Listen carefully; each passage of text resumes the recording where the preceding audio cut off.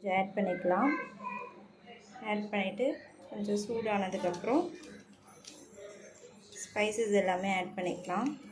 பட்டை, லவங்கம், ஏலக்காய், பிரிஞ்சி இலை எல்லாமே ஆட் பண்ணலாம். கொஞ்சம் பொரியட்டும். பொரிஞ்சதுக்கப்புறம்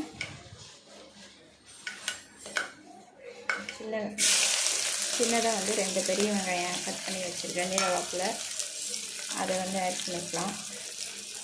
இது நல்லா ப்ரௌன் கலர் வர வரைக்கும் வதக்கிடலாம். பச்சை மிளகாய் ஆட் பண்ணிக்கோங்க.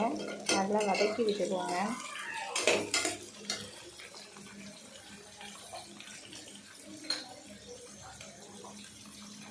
வெங்காயம் வதங்கிறதுக்கு தேவையான அளவு உப்பு சேர்த்துக்கிறேன்.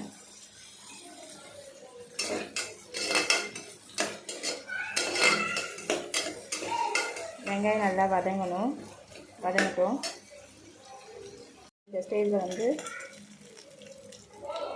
1 ஸ்பூன் அளவுக்கு இஞ்சி பூண்டு பேஸ்ட் ஆட் பண்ணிக்கோங்க. இஞ்சி பூண்டு பேஸ்ட் ஆட் பண்ணி நல்லா வதக்கிட்டு அந்த பச்சை வாசனை போகிற வரைக்கும் நல்லா வதக்கிக்கோங்க.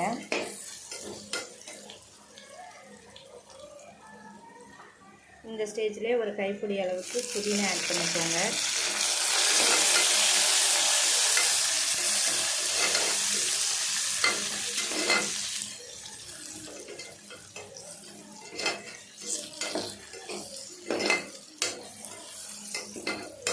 நல்லா வாசனை வருது. இப்போ பார்த்திங்கன்னா தக்காளி, ஒரு தக்காளி ஆட் பண்ணிக்கோங்க.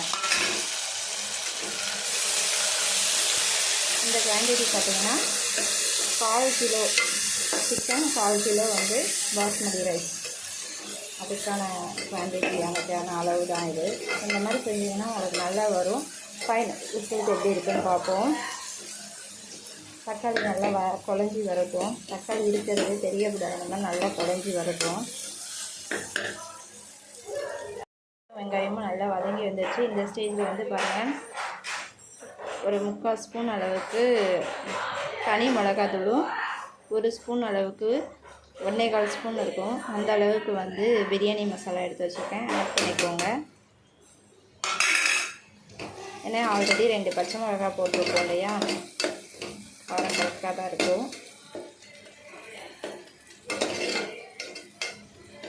இந்த பச்சை வாசனை போட்டோம்.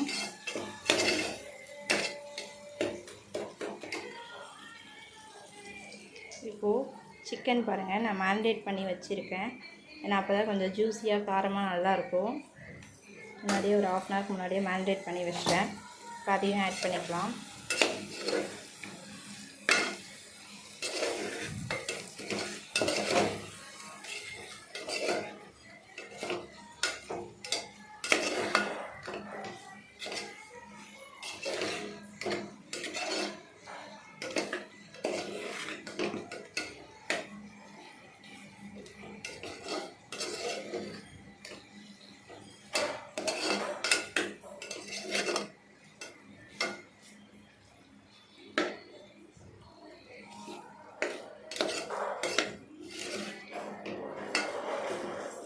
கொஞ்ச நேரம் இந்த எண்ணெயிலே வதங்கட்டும்.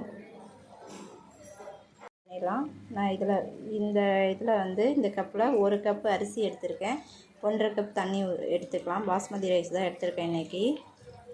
ஆட் பண்ணிக்கலாம்.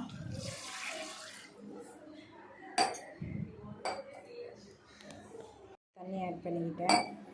இப்போ நல்லா மிக்ஸ் பண்ணி விட்டுடலாம்.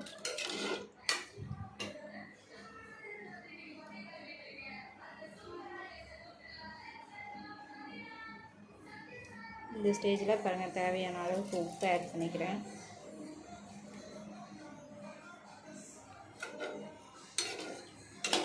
மிக்ஸ் பண்ணிடலாம்.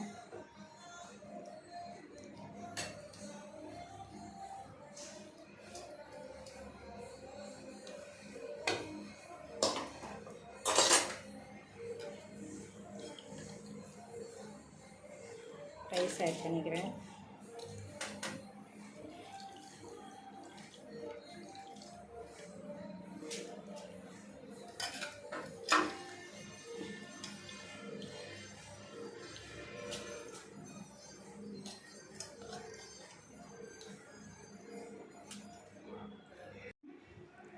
கொதி வரட்டும். அதுக்கப்புறம் நம்ம லிட்டு போட்டு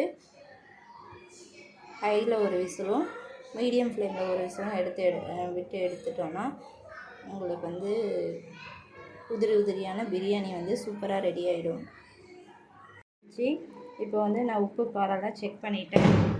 இப்போ வந்து குக்கர் மூடி போட்டு விசில் போட்டு விட்டுடலாம். விசில் வரட்டும். 2 விசில் விட்டு ஹையில் ஒரு விசிலும் லோ ஃப்ளேமில் ஒரு விசிலும் எடுத்துட்டு ஃப்ளேம்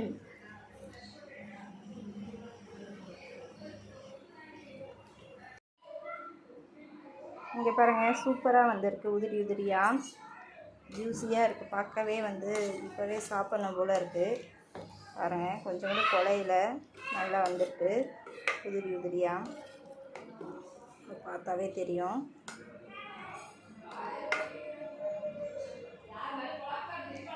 உங்களுக்கு இந்த வீடியோ பிடிச்சிருந்தனா லைக் பண்ணுங்கள், ஷேர் பண்ணுங்கள், கமெண்ட் பண்ணுங்கள். மறக்காமல் சப்ஸ்கிரைப் பண்ணுங்கள். வேறு ஒரு ரெசிப்பியில் வந்து மீட் பண்ணுறேன். தேங்க்யூ. இனியா, பிரியாணி எப்படி இருக்கு? டேஸ்ட் எப்படி இருக்கு? டேஸ்ட் பண்ணி பார்த்துட்டு சொல்லுங்கள்.